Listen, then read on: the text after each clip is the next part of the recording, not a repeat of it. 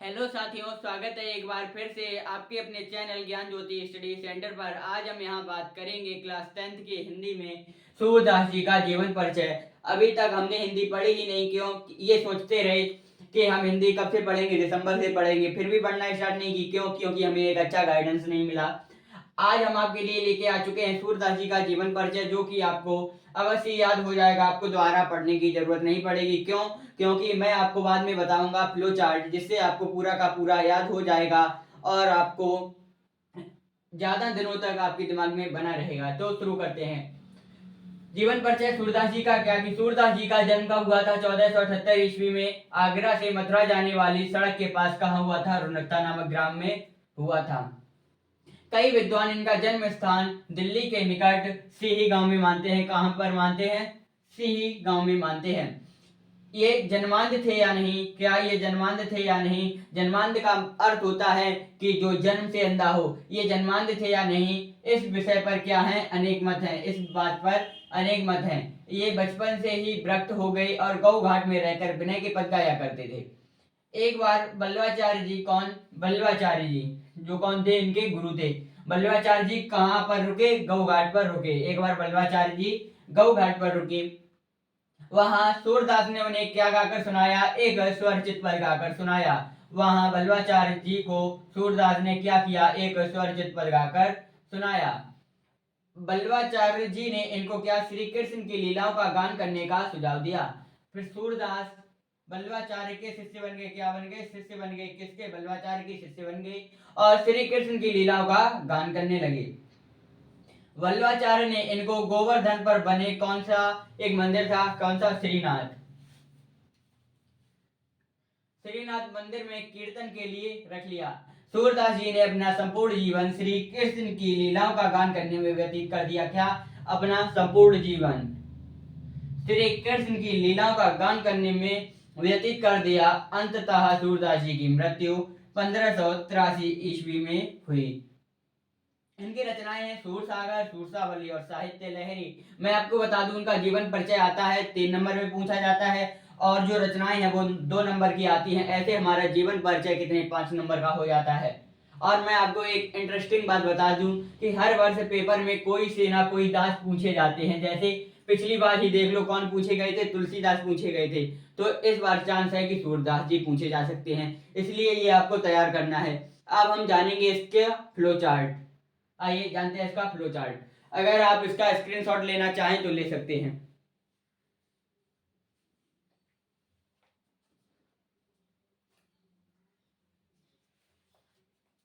उम्मीद है आपने स्क्रीनशॉट ले लिया होगा। अब हम इसे साफ करते हैं।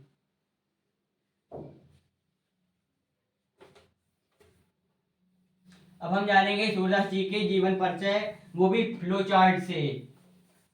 अब आपको मेहनत भी नहीं करनी पड़ेगी, आपको फ्लो चार्ट बनाना भी नहीं पड़ेगा, बना बनाया मिल जाएगा, तो उसे रट लेना।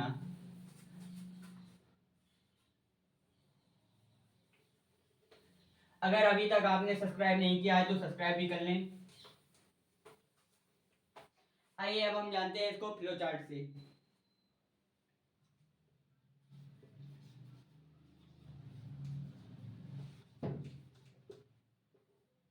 फ्लो चार्ट किसका? सूरदास जी के जीवन परिचय का। तो सबसे पहले हमने क्या जाना था? इनका जन्म कब हुआ था? इनका जन्म हुआ था 1478 ईस्वी में। कहां पर? मथुरा से आगरा जाने वाली सड़क के पास, जाने वाली सड़क के पास कहां हुआ था? रुनकता नामक ग्राम में हुआ था। और कुछ विद्वान क्या मानते हैं? कुछ विद्वान मानते हैं, क्या मानते हैं? कुछ विद्वान ये मानते हैं कि इनका जन्म स्थान कहां पर है? दिल्ली के समीप, दिल्ली के समीप कहाँ मानते हैं? सीही गांव में मानते हैं। कहाँ? दिल्ली के समीप सीही गांव में मानते हैं। ये जन्मांध थे या नहीं, इस बात पर क्या है? इस पर अनेक मत हैं, अनेक मत हैं। ये क्या थे, ये बचपन से ही क्या हो गए, विरक्त हो गए थे। ये क्या है, ये बचपन से ही विरक्त हो गए और क्या करते थे, ये बचपन से ही विरक्त हो गए और किसके पद गाया करते थे, और ये विनय के पद गाया करते थे। ये विनय के पद गाया करते थे, विनय के पद गाया करते थे। और एक बार क्या हुआ कि बल्लवाचार्य जी, क्या कि बल्लवाचार्य जी कहाँ रुके, गऊ घाट पर रुके। कहाँ, गऊ घाट पर रुके। एक बार बल्लवाचार्य जी गऊ घाट पर रुके तो वहां पर सूरदास जी ने क्या किया, सूरदास जी ने क्या किया, एक स्वरचित पद गाकर सुनाया। स्वरचित पद गाकर, स्वरचित पद गाकर सुनाया।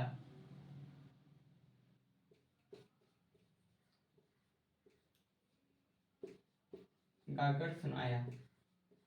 तो फिर बल्लवाचार्य जी ने क्या किया कि बल्लवाचार्य जी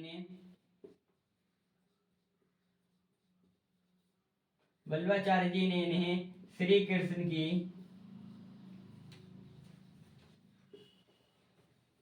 श्री कृष्ण की लीलाओं का गान करने का सुझाव दिया। क्या कि श्री कृष्ण की लीलाओं का गान करने का सुझाव दिया।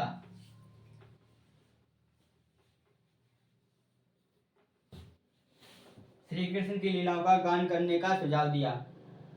उम्मीद है आपको इतना समझ में आ चुका है, तो एक बार इसे समझ लेते हैं या जान लेते हैं।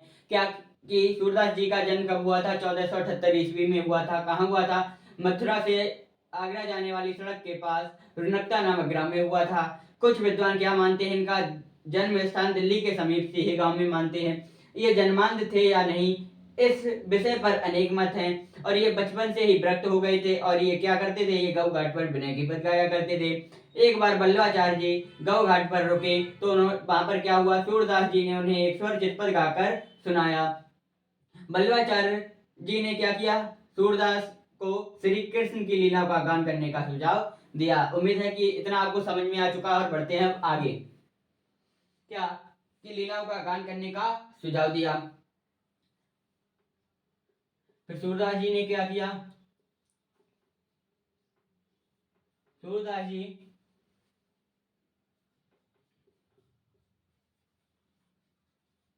श्री कृष्ण की लीलाओं का गान करने लगे और बल्लवाचार्य के क्या शिष्य बन गए। क्या बल्लवाचार्य जी के शिष्य बन गए, बल्लवाचार्य जी के शिष्य बन गए। और बल्लवाचार्य जी ने क्या किया, बल्लवाचार्य ने क्या किया, गोवर्धन पर बने, गोवर्धन पर बने श्रीनाथ मंदिर में किसके लिए रख लिया, कीर्तन के लिए रख लिया, कीर्तन के लिए रख लिया। उम्मीद है इतना आपको समझ में आ चुका होगा। एक बार और बता देते हैं। क्या कि सूरदास जी का जन्म 1478 ईस्वी में आगरा से मथुरा जाने वाली सड़क या मथुरा से आगरा जाने वाली सड़क के पास रुनकता नामक ग्राम में हुआ था। कुछ विद्वान इनका जन्म स्थान दिल्ली के समीप से ही गांव में मानते हैं। ये जन्मांध थे या नहीं, इस बात पर अनेक मत हैं। ये बचपन से ही विरक्त हो गए और ये विनय के पद गाया करते थे। एक बार बल्लवाचार्य जी गऊ घाट पर रुके, वहां सूरदास ने उन्हें एक स्वर चितपद गाकर सुनाया। तो बल्लवाचार्य जी ने क्या किया, श्री कृष्ण की लीलाओं का गान करने का सुझाव दिया किसी, सूरदास जी को। और सूरदास जी श्री कृष्ण की लीलाओं का गान करने लगे और बल्लवाचार्य के शिष्य बन गए। बल्लवाचार्य ने गोवर्धन पर बने श्रीनाथ मंदिर में कीर्तन करने के लिए रख लिया। किसको, सूरदास जी को। अब हम जानते हैं आगे, अगर आप स्क्रीनशॉट लेना चाहें तो ले सकते हैं। आपने स्क्रीनशॉट ले लिया होगा, अब हम बढ़ते हैं आगे।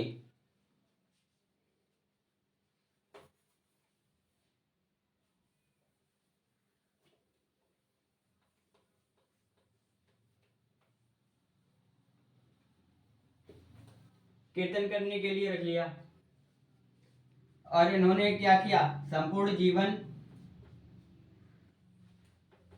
ये भी मिटा देते हैं,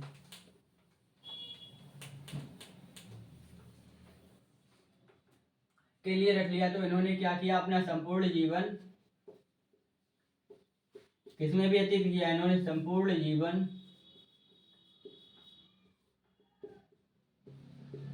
श्री कृष्ण की लीलाओं का गान करने में निकाल दिया या व्यतीत कर दिया।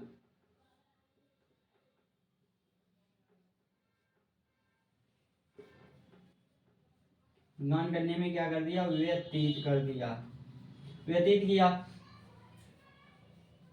और अंत में इनकी मृत्यु, या अंततः इनकी मृत्यु कब हुई, इनकी मृत्यु 1583 ईस्वी में हुई, लगभग 1583 ईस्वी में हुई।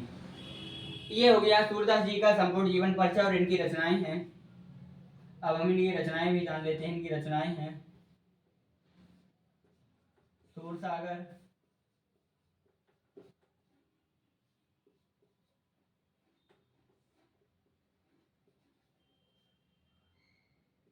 सूरसारावली, और एक और है इनकी कौन सी, साहित्य लहरी, साहित्य लहरी। और इनका साहित्य में स्थान है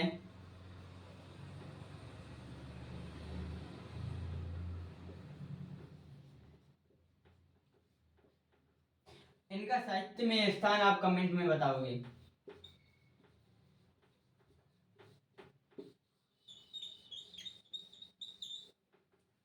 इनका साहित्य में स्थान आप कमेंट में बताएंगे। उम्मीद है आपको पूरा जीवन परिचय अब तक तो याद हो चुका होगा। अगर याद नहीं हुआ है तो एक बार इसे फिर से आप देख लीजिए, आपको 100% याद हो जाएगा। और अपनी राय कमेंट में अवश्य बताएं कि आपको ये वीडियो कैसी लगी, कि आपके लिए ये हेल्पफुल हुई है कि नहीं।